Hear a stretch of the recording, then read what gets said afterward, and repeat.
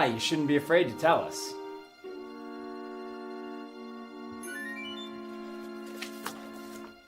It says, Imperial Order from the Grand Potentate of Omicron. Vegetable virus start date, March 23rd. Destroy Earth's food source. What does that mean, Yoaki? I'll tell you what it means. He's planting a virus here. He's a hostile alien. All your friendly talk was just a front.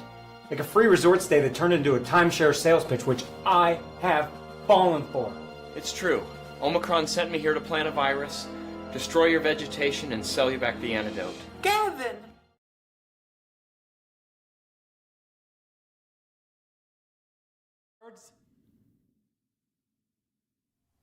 The people of Earth love me because I saved them from you and your virus scheme. Which was really transparent, by the way. Like Earth couldn't figure that out? Oh, one day there's a virus and the next you magically have the antidote?